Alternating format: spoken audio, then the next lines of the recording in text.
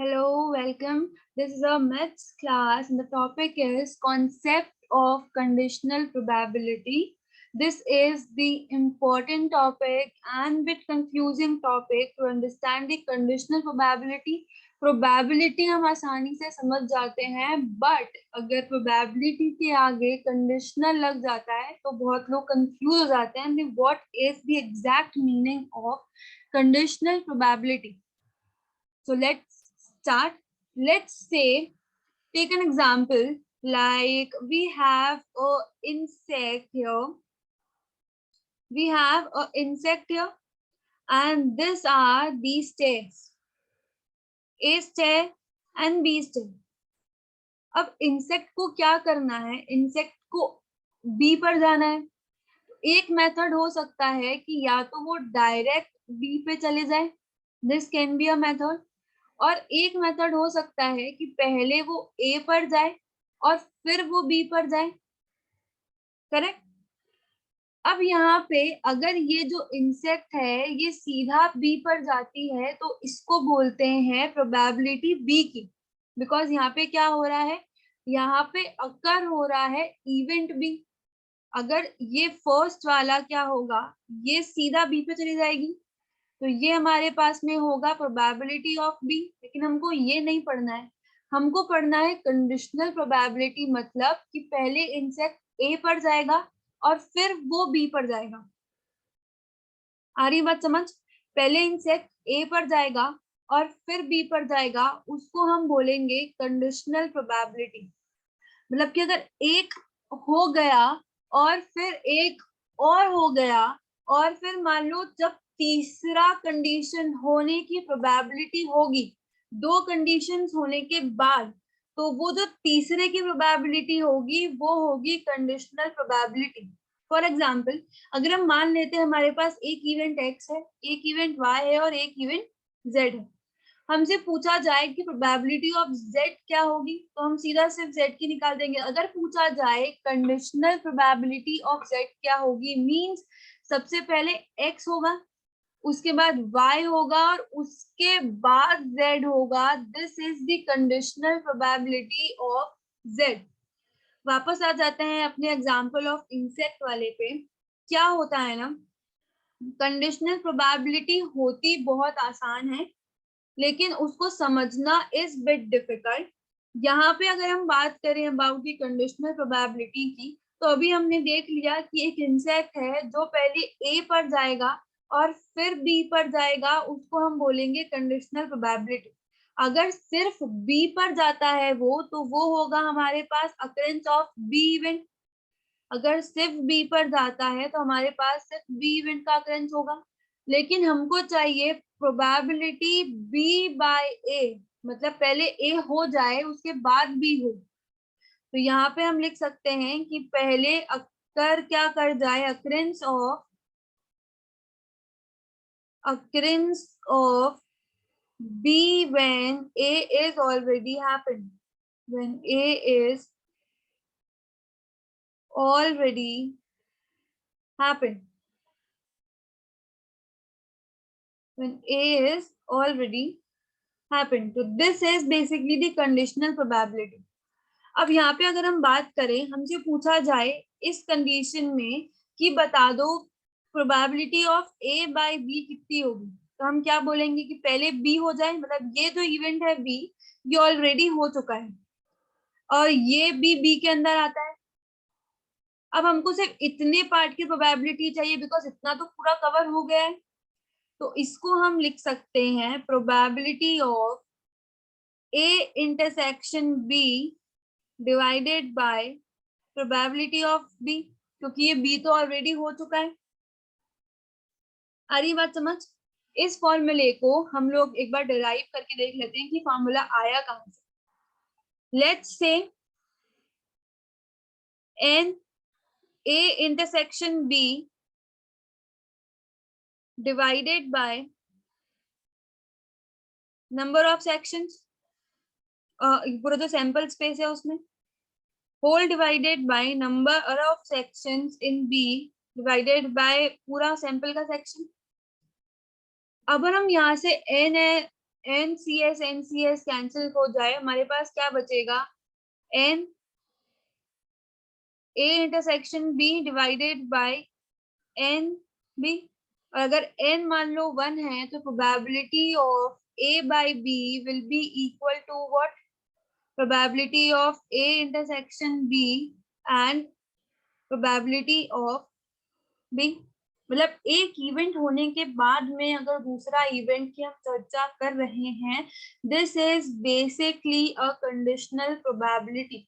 If someone asks the definition, so it can be occurrence of event B when event A is already been happened.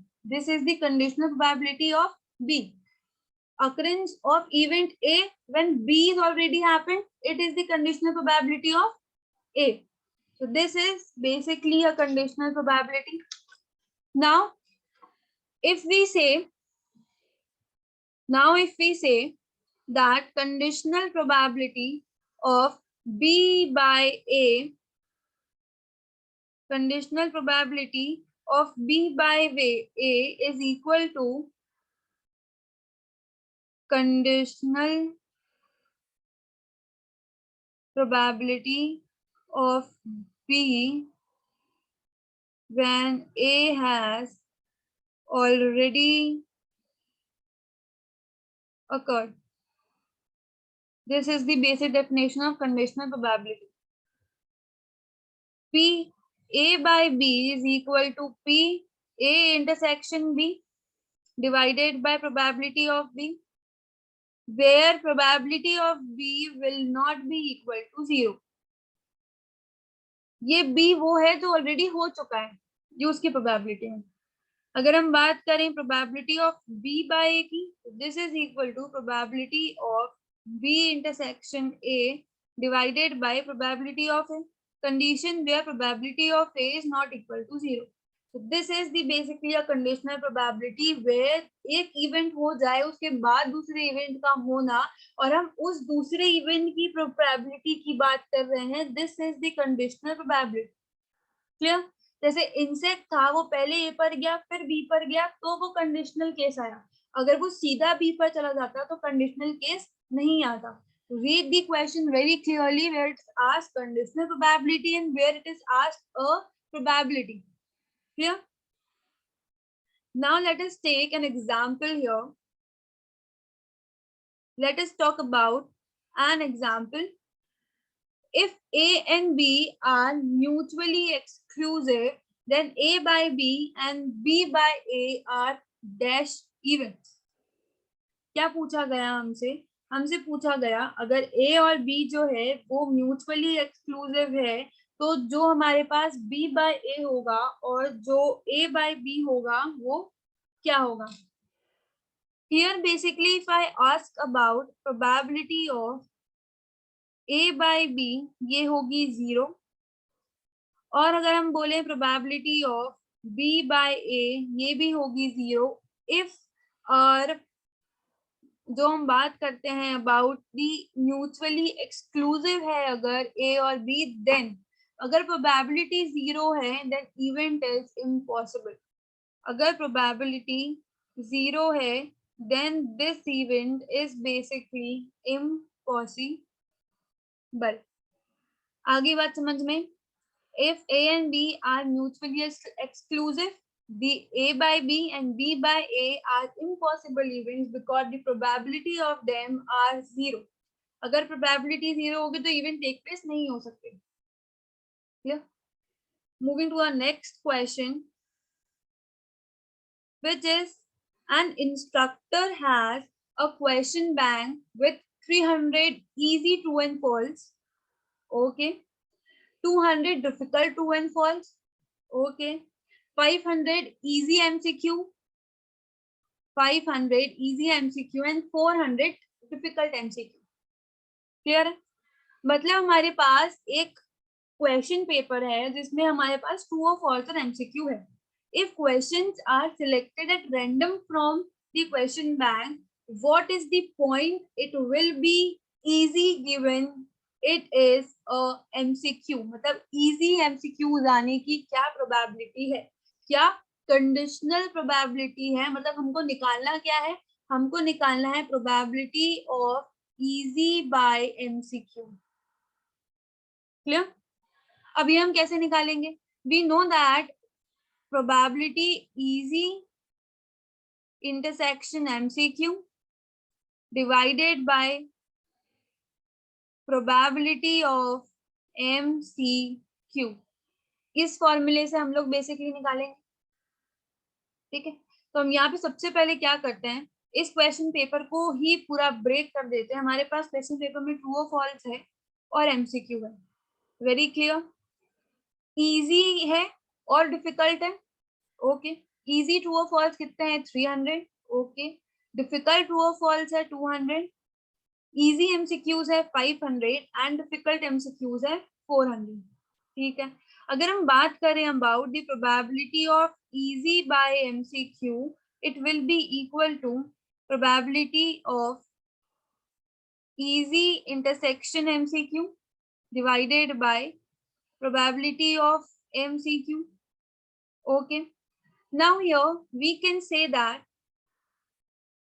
easy intersection MCQ, हमारे पास total MCQs कितने हैं? 1400। ठीक है, अगर हम बात करें यहाँ पे टोटल 1400 MCQs में से easy MCQs कितने हैं? 500। मीन्स ये हमारे पास आ जाएगा 500 by 1400 divided by probability of MCQs। अगर हम बात करें टोटल MCQs कितने हैं हमारे पास? 900। टोटल क्वेश्चंस हमारे पास में है 1400। टोटल MCQs हमारे पास में है 900 and total true and false हमारे पास में है 500। और ये हमारे पास में आ जाएगा अपॉन में टोटल कितने हैं, तो ये कैंसल आउट होके हमारे पास कुछ बचेगा 500 by 900 which is equal to 5 by 9। मतलब कि 5 by 9 is our answer. Probability of easy by MCQ is equal to 5 by 9. This how easy the conditional probability is. Just we need to read the question carefully and understand क्या पूछा गया है question में. Then we are able to put the formula of conditional probability और हम answer दे सकते हैं। Conditional probability कुछ नहीं होता, सिर्फ होता है ये, अगर दो इवेंट्स हो रहे हैं और उसमें से पहला इवेंट ऑलरेडी हो चुका है और हम दूसरे इवेंट की बात कर रहे हैं तो उसे हम बोलेंगे कंडीशनल प्रोबेबिलिटी, जब एक इवेंट ऑलरेडी हो चुका है। I hope this is clear.